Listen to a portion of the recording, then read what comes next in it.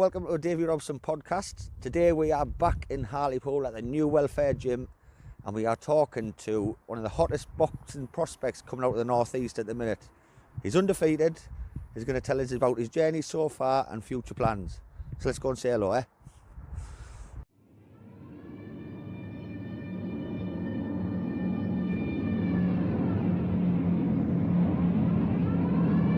Fight on the beaches. We shall fight in the fields and in the streets. We shall never surrender. Never surrender. We shall fight. We shall fight. We shall fight.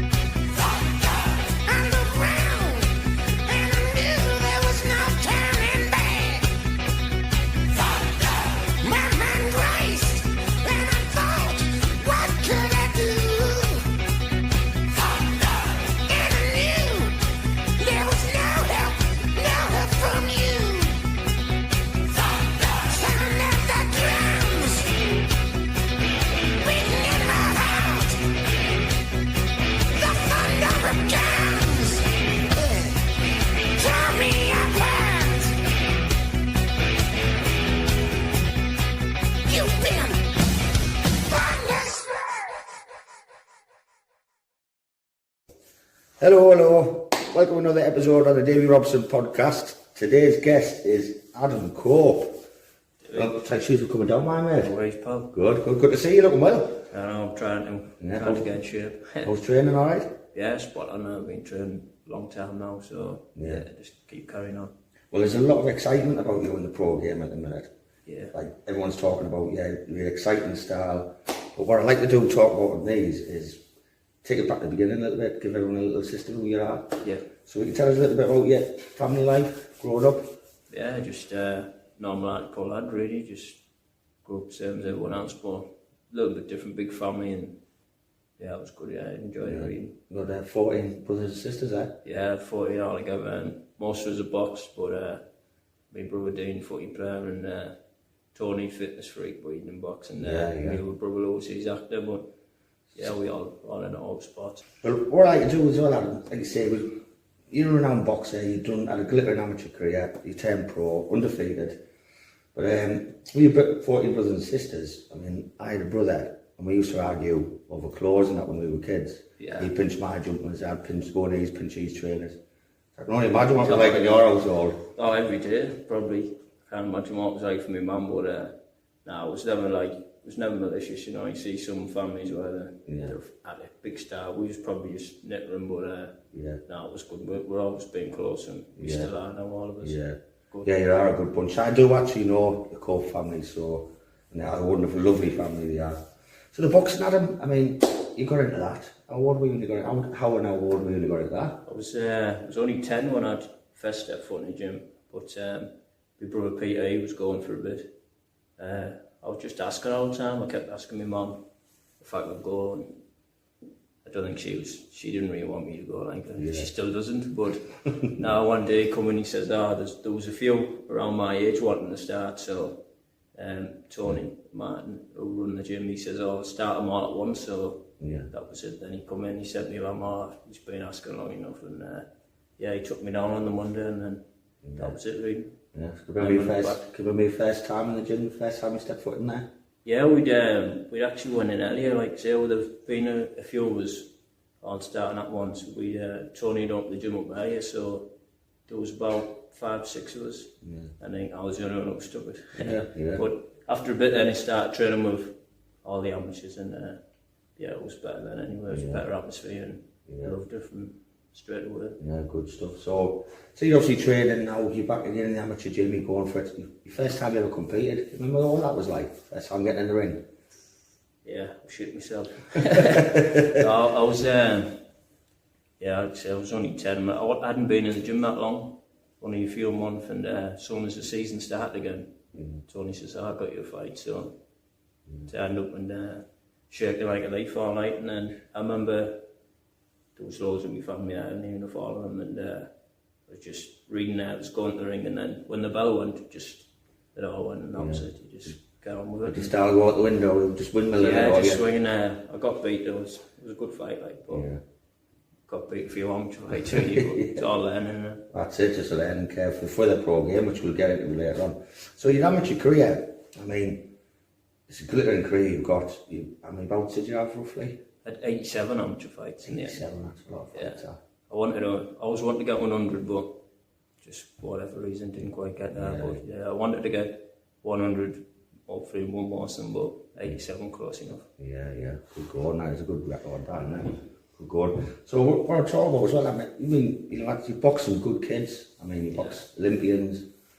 Your toughest fight? Remember the toughest fight as amateur? The toughest fight, probably a lad, Scottish champion at the time, was representing Scotland in some big tournaments, called Stephen Boyle.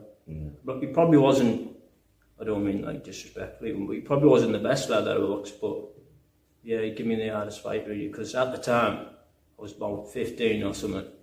I didn't really have enough to my game, I was just a brawler really. Someone had a close fight with me and stood up front of me. Yeah, I'd give him a good fight, but he just outboxed me really, picked me off. But looking back, it was good for me really, because after every fight you assess it, don't you? And you think what you didn't do right, what you need to do better, and him beating me the way he did then made me change a little bit, and so when I did come to fight all the better kids later on, I'd had a little bit more of my game, you know what I mean? I could deal with him, but at that time couldn't deal with him when I did. And he was a southpaw as well. So you just mentioned Tony there, I'm assuming Tony Martin, your amateur coach. I know Tony quite well, he's a character. Yeah, I think everyone knows him in boxing. We've got to give him a mention, he's sort of like a real life Mickey off Rocky, I suppose you could say. Yeah, he's always good. He has you working hard in the gym. Yeah. But most memorable moments in the gym as an amateur? What was your highest point, you really enjoyed sort of thing? Boxing wise, competing was, probably when I won the GBs. I was only 18 at the time, it was my first year senior. I didn't win the ABAs, but I got a spot in the GBs, which was to box for England against another English lad and the Scottish champion, the Welsh champion.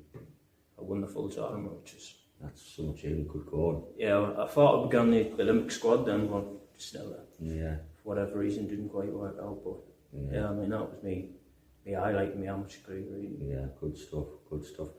So say you're a young amateur, I mean, I used to box and I used to love the Rocky films. So who's your inspiration as an up-and-coming boxer? Who do you like to watch? When I was first starting, I was like Ricky Hatton, really. Ricky Hatton? Yeah, just like the style and the energy.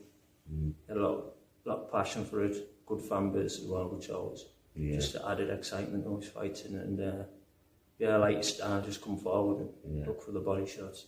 Seems like the people champion Ricky Hatton, wasn't he? I mean, everyone liked him. His exciting style, like you say, similar to yours, and then body attacks. You boxed pretty similar to him as well. Yeah, I tried to use my head a little bit more than what he used to now, but still it's nice to get stuck in it. And feel like you're having a good fight, and that's what you enjoy, really. You do have that crowd pleasing style, I think. There's been fights before where I've won easy, but they haven't been like a good fight, and then you come home and you're just not bothered about them, you know what I mean? But when you win, it's a good fight, and everyone that's all I want to talk about all day was your fight. Yeah. Makes you feel a lot better, you know, like, that's what you're in it for, really, just to be in good fights, one at the end, you know. Yeah. Get more of a buzz. Yeah, definitely. Yeah, it is an entertainment business, isn't it? Yeah, it is, yeah. So the amateur, see, you had, like you say, glittering amateur career, 87 amateur fights. Come to the point now in your career, you decide to turn pro. What happened now? Come you decide to go pro? Just the last couple of years, amateur, the ABAs, obviously, that's a tournament that you work for, and every year. Just got ripped off in the last 2 years. The first one was quarterfinals, but lad who I'd already beaten, and I boxed him again a few months after. Fight was just similar to the ABAs anyway, and then I won that one easy, but apparently in the ABAs he won it. So second one again, just didn't go my worst, another split decision, and I always want to win the ABAs more for Tony Martin in the end than myself, because he really wanted to win them, didn't he? I always promised him, I said, I'll win one for you, and but didn't work out, and I thought, well, I can't just wait around forever, do you know what I mean? So that was why I ended up going pro when I did. Yeah. You see, with the amateur boxing, I'll touch on that as well, Adam, with the controversy. I've seen it myself. I think it does spoil amateur boxing. I do think the controversy, there's a lot of it goes on. I mean, it's going on for years, but even more so today, I think, anyway. Yeah, I don't know what it is, just it's starting to get found out a little bit now, so hopefully the lid's getting lifted. It's not fair, you know, you see some young kids walk away for it. And, it shatters kids' dreams, doesn't it? Yeah. I don't think they realise, you know, they might have one lad who they need to win and they give it away, then he wins, but what about the other kid who's been in the gym for months and months, who's started hard, he's been running all the time, he's sacrificed a lot of his, like, you know, doesn't go out with his mates and all that, he's out running, and then we just shit on him, really, don't they? It's not really fair. So back again, we'll go from amateurs to pros. So you decided like that was it for you after the ABA controversies and things like that. So what was that like turning pro? You know, what was it? How did you adjust from amateur to pro game? What's the training like and things? A lot more impact on your body, like, you know, tougher. You've got to be stronger for longer. So obviously, different way of punching as well. Even though I wasn't one of these who run around and tackle anyway, I was always getting stuck in. But you just adjust a little bit more, punch a little bit harder, and but I had a good pro start anyway, so it wasn't like he changed too much. But I did it's a bit more controlled aggression sort of thing. Not just sometimes amateurs are fight short, so you just going for it on your ear rather than thinking about it. And I was always a thinker anyway, so so a bit more, I think. Yeah, definitely. So we got up to your first pro bout. I mean, what was the kid called again when you boxed? Yusuf Al-Hamidi. I actually went to that fight with Tony Martin. Yeah. And it was, like you say, it was at the Borough Hall in Hartlepool. The crowd was fantastic, which we will talk about in a bit. What was that like, you know, walking the ring with that noise behind you and stuff? Yeah, I was nervous for that one. Like, just not the fight. I think I was pretty confident I was going to win the fight. It was just me and Fano was training me at the time. We were just we were out the back, and all of a sudden, like, was a couple minutes before I was going to come out, and you could feel the floor was just moving, you know, like you could just feel the energy, you know, just getting up and up. And he just looked at me and he didn't say nothing, he just smiled, and I thought, oh, fuck it up. And I knew then, you know, like say, not the fight, but just when there's that many people come to watch it, you want to not just win, but look good, you know what I mean? Yeah, so, exactly. See, I was there actually, and the crowd was electric. I mean, you come to the music, Dire Straits, I think it was. Yeah. Walk of Life. Yeah. Walk of Life. Yeah. What a song that is. That's one of my favourite songs anyway, that. I remember Adam coming out and everyone, she was really good atmosphere, which we will go on to now. I mean, the crowd that follows you around, you sell tickets at them and you sell them easily. Yeah. And the crowd that follow you call themselves the Barmy Army. Yeah. So how did that come about, the Barmy Army? It actually started with my brother Peter, and I don't know, it was mental really. All the shows that had been happening before, they hadn't seen anything like it. It was just hundreds turning up and making mad noise. Oh, they make some noise like you hear them. Yeah. I know. I'd match them. Say who's under them, I'd probably match them with bigger crowds, you know. Yeah. They just, I think that is why they call themselves Barmy, you know. Barmy Army, yeah. You can hear them up in the stands and the shake in the stands going off.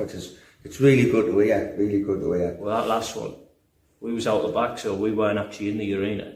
We were like a marquee place, which was changing room and all that.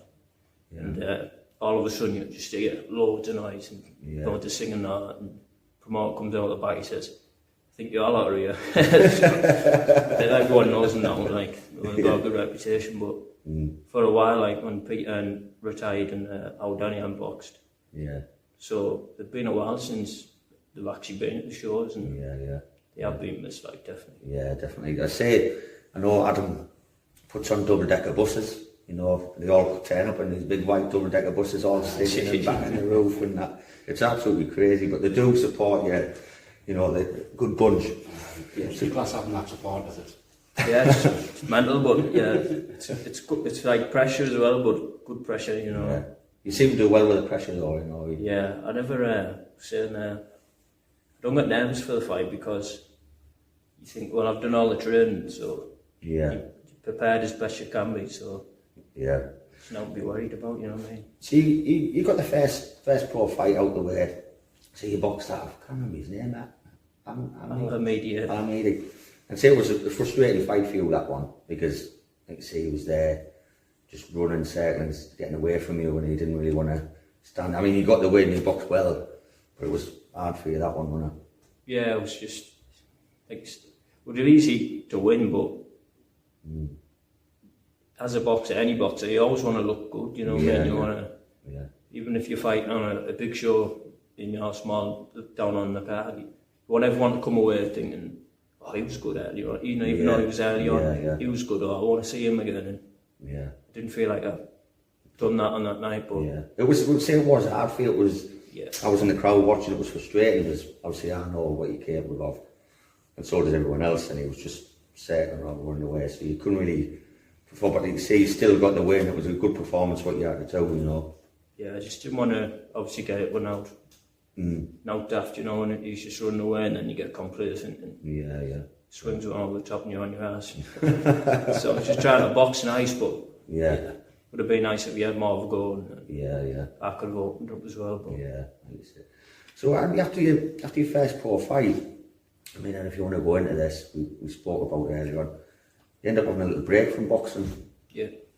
Don't know if any of you want to talk about it, like. Oh yeah, what it was at the time is, me and my partner Tiff, we just had one boy, and so I was still living at my mum's and I was only working part time, so then she was pregnant again, only took her 3 months. Didn't mess it up. I know, but so we was moving out then, so we had to get out and all that, so obviously pay for everything, don't you, couches, fridges, the house itself. So I just ended up working a lot and, you know, just trying to get do what you need to do, really, do you know what I mean? And then, but obviously I knew I was going to box again because I was missing it, but then I had a car crash, which was pretty bad. So that set me back a bit, and then, just seemed to get longer and longer, and then I was obviously injured down off the car crash, and just come a struggle really to get back, but got to the point where it was getting me down, do you know what I mean? I had to be back because I was just missing it more and more every month. It'd be worse and worse, and obviously drinking too much as well. Because you know when you sell, when you stop boxing or anyone stops doing something, which like that was always like training all the time. So so you've been doing it since you were 10-year-old. So when there was someone like saying, well, you don't need to, like, you can go out drinking now because nothing's stopping you, and then probably drinking more than I should have been in that. So, but now I end up getting back on in the end. But well, good. I'm glad, like you say, he's all about that crash, because I'd say I remember it was a bad crash. It was just a freak accident, really. Just good mile an hour, was it 60 mile an hour, I think. Hit alarm post. Spine. I was lucky someone was watching over us, I think. Definitely. So anyway, say you had your little break from boxing. What made you to get back into it? When did you decide to get back into it then? It was one of my birthdays, and I kept telling like Tiffany, my partner, I said, I'm going to train again, I'm going to fight again. No, and she probably had it how many times, oh yeah, of course you are. Yeah. But then, I'd been training about 4 or 5 weeks, and I was doing alright.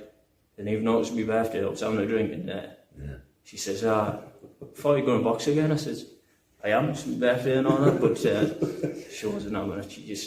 She said, look here, you're full of shit, you're fat and all that. It did put the fire in me, to be honest. Yeah. Because I'm that kind of person when someone says to me, you won't do it, you won't do it. Prove them wrong. Yeah, that's it. I thought I will do it. So I had to prove it well, and then it just got to like 3-4 months after, and then I seemed to be fit again. Yeah. You know, Yeah. and ready. But then COVID hit, so Yeah. Yeah, That knocked everything back, didn't it? COVID. yeah, it was a nightmare. But looking back now, it was good for me because, like everyone does, you know, you think you can just pick up where you were and jump straight back in. But Yeah. I think if I'd have done that, I wouldn't be doing as well as I'm doing now. Yeah. So now I think myself, even though it's been a year of like solid trading Yeah. every week, and I'm a lot better for it, you know what I mean? Yeah, definitely. So if you notice me and Adam shivering and that on this podcast, it's because it's freezing in this gym we're in at the minute. But anyway, Adam, what we're talking about is you've turned pro and you took on a new coach now. You know, Yeah. Andrew Close. Yeah, start working with Closey. Well, when I first come back, I was working with my brother Peter, but just got so busy with work anyway. But obviously we were using the gym, but we're in now Closey's gym. So Closey was coming in and just working with us as well. So Yeah. Closey just like naturally just took over from Peter, and it's been good really, because I think the way his style and the way he likes to teach a boxer, it's pretty much what I was already liked, what the style was, but obviously he's just put his touch on it as well. I feel myself getting better every week and sparring and getting better, and so far I think everyone's just commenting and praising, you know, how well we're doing together. So hopefully just keep on getting better, really. Just keep on improving and doing what we're doing. Well, say Andrew Close, he's got a pro boxing background as well, hasn't he? Yeah. And he was a decent amateur himself. Like you say, when I've seen you training, which I've seen videos, there's a good chemistry between you. You can see that he's working well together. Yeah. And it seems to be paying off. Yeah. I think he doesn't like, you know, force things on you or out there. He just, if he has something and he thinks it's good, and he'll ask, you know, what about this? And, you know, we try everything, you know. Yeah. We try and box different ways, we come up with different things for different fighters, and that's what you got to do, is cover all grounds, because touch wood, we don't ever come unstuck, you know. Yeah, definitely. We're going to fight loads of different styles, and we've got to have different answers for them all, and that's why we need enough every day in the gym, and we cover everything, you know. So. Yeah, good. Like you say, it's a good chemistry. I have seen some of the videos when he's on the pads, and he's doing look fantastic. Yeah. We're going to your second fight, your most recent fight, which was totally different than the first. Yeah. I watched it, and your performance was fantastic for me, like it really was. So we're talking what that was like. You know, the venue. What was the venue again? Raiden Meadows, but it was more likely, really, like just a lot better to watch, to be involved in everything, you know. The lad wanted to fight, wanted to win, and it was a good fight, so it's better for me. So we've seen the better side of you coming out there doing on that one, definitely. Yeah, just sometimes, you know, like going back to the first one, if someone's not doing much, it doesn't give you many options, you know what I mean? Like, it's only so much you can do with someone who doesn't want to fight, you know. Yeah. But Lee Connolly, he couldn't fight, so he was having to go inside, and then I'd have a go. Both a little smack at each other when one was on, it was shot. Good, it was good to be involved in it. I enjoyed it. I was fine to watch it last night. Yeah, it was good, Even let's say a bit of build up, the Barmy Army was there again, rooting on, you could hear them in the stands and that. And a good ring walk with your music on again. It says, just before I come out, he says, I don't know if you noticed, but it seems to be pretty loud now, you know, you're going to come on. So he said, just milk your ring walk a bit, but there's obviously like a little bit where you're meant to walk out to anyway. Yeah. And that's what I thought he meant by milking it, so I was just waiting for that bit to come on, and then when it come on, I just walked straight in the ring, and then he was looking at me saying, what are you doing, you know, so I was meant to like milk it as in stand on the stage for a bit, and but I didn't really know that anyway. And I wouldn't have done it anyway, like, you're there to fight, aren't you? Not look good on the stage. So you come away with a win on that one, which is a really good win, like you say, a really good performance from yourself. What I do now, Adam, is I want you to explain to us a day in the life of your training camp. So from waking up in the morning, how does your day go when you're in camp? Normally finish the night shift, and then I'll go home, finish work, and then I'll have some breakfast, and then I'll just chill out for an hour or so, let that settle. And then I'll do a run or a sprint or something like that. Yeah. And then go to sleep during the day, and then I'll be back in here for about 2.5 hours in here. And but every day is different. We're not always so physical in here, like you say. We just practice a lot of game plans and that sometimes. Or on the morning it might not always be a run, it might be a swim session or a strength session, but generally like 2 times a day, train 2 times a day. And all my food, it's all prepped out for me and that now anyway, so I've got that spot on because like a sponsor's covered me for that, so pretty much, apart from having to work, pretty much doing everything.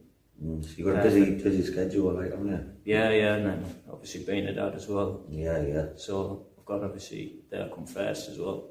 So when I need to be a dad, that comes first, and then I'll have to push the training aside. But luckily, my partner, she's good. She covers me. Yeah, she stands by you, right? Goes for good. So it's your upcoming fight coming up pretty soon. Yeah, you've got the date. 18th of December it's on. Lewis Ritten's on, Ricky Burns, Tommy Ward. So that's a good bill, yeah. Yeah, it's going to be on ESPN as well. So it's a good platform for me, Yeah, definitely. Like I was saying earlier, every time you box, you want.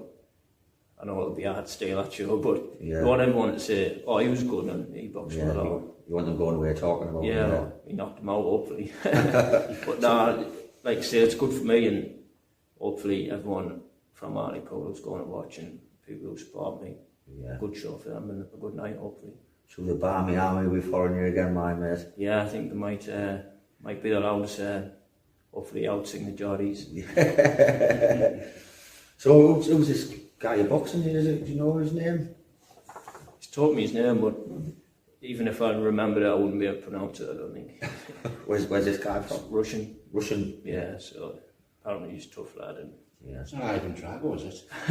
No. But tell the truth, I don't watch anyone win a box anyway, but I just think if you go in there and you're at your best, you give yourself the best chance of winning. Yeah, definitely. 100%. Sometimes I think you can get guilty of boxing around their style rather than focusing on what you do best, so I always just go in and try and be on the top of my game and let them worry about me rather than me worrying about them. Yeah, definitely. So like you say, Adam, Hartlepool's always been rich with boxing. It always has been for a small seaside town. This got mentioned on the other podcast actually. It's been renowned for champions, amateur and pro. Yeah. I mean, so like you said, you follow in the footsteps of quite a few names out there. Yeah, when I was growing up, everyone knew Hartlepool was a boxing town from like the 90s and early 2000s, and there's not too many at it now from Hartlepool, but like me brother Luke and obviously Peter Danny recently, Savannah's world champion, so hopefully me and Luke can do well as well, and like I say, I'm all nights in the borough and Nick used to top the bill, and be nice to bring some of them back, wouldn't it? Yeah, definitely. 100%. Definitely have some boxing up here for a change. Why not? Like you got the talent. So like you say, Savannah's doing well champion and that. And your brother Luke, who I actually know as well. What's his record now?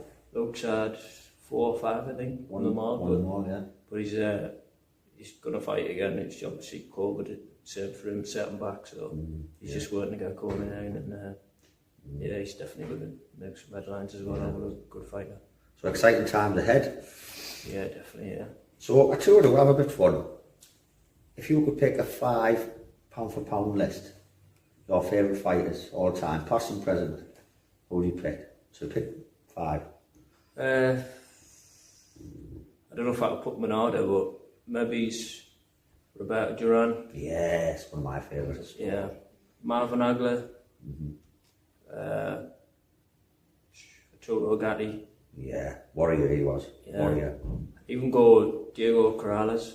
I know he wasn't most high profile, but he's always in good fights. Yeah. And you'd have to put Mayweather in for some skill, wouldn't it? Oh, Mayweather, I thought it was fascinating, Mayweather's defence, and that was superb. Yeah, I'd have to go with the other fours. Yeah. If I was going to watch boxing, I don't watch like a lot of boxing. I watch what's on the weekend, but I don't really go on YouTube and watch all fights anymore. But yeah, whenever I did, it was always, I'd rather watch a tear up really than a bit of a masterclass. But yeah, definitely Duran was a bit of both, so I think he was my all-time favourite. Yeah. You mentioned Turo Gattia. It's one of my favourite fights, I think it is, was him and Mickey Ward.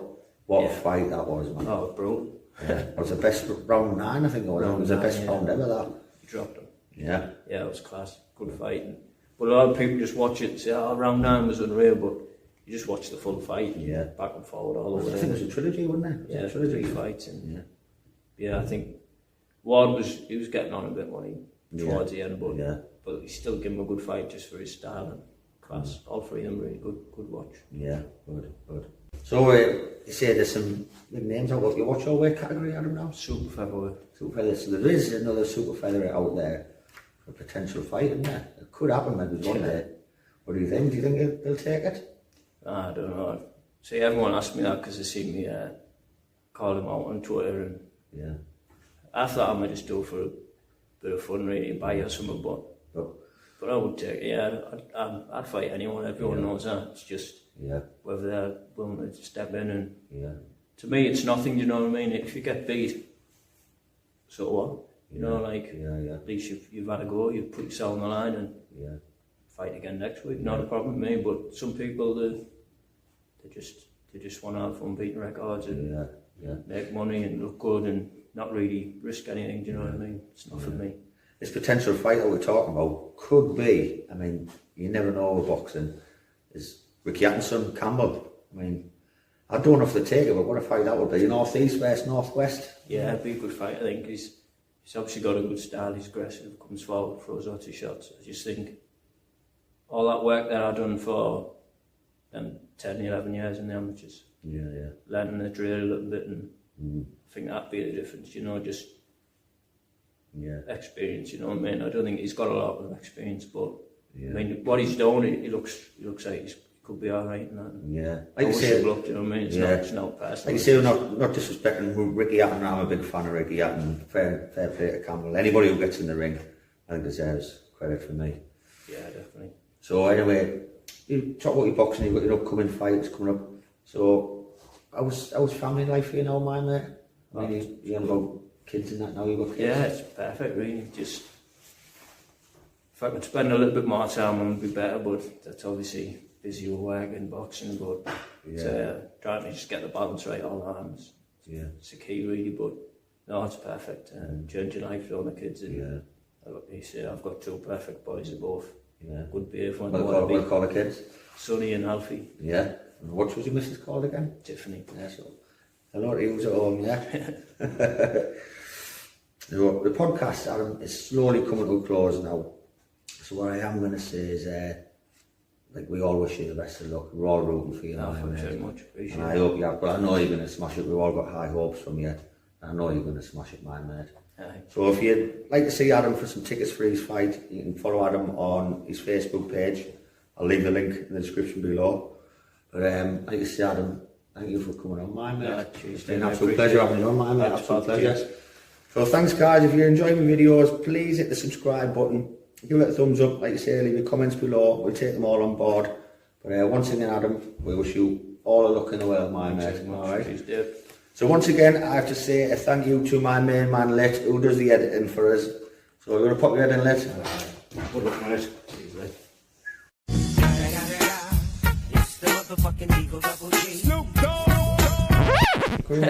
And I have a new member on the team now, Michael Brown, who has been helping me set up. He's a transport guy. So come on, Brownie, I always let them in. There he is. Put your head down. There you go. Michael Brown. But once again, Adam, mate, we're all rooting for you. We're all proud of you. You've got all the Hartlepool in the North East behind you. And I hope you continue to smash it, man. Thanks very much. But we will be rooting for you. And give us a couple of tickets. We'll all come watch for you. So once again, Adam, cheers, my mate, for coming on.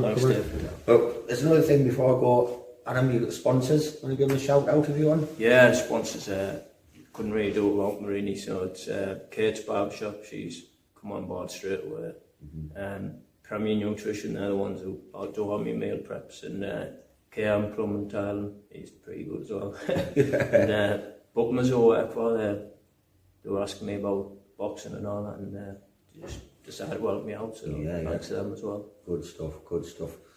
Well, like you say, guys, it's coming to close. Thanks for watching. I hope you enjoyed, and I'll see you later on.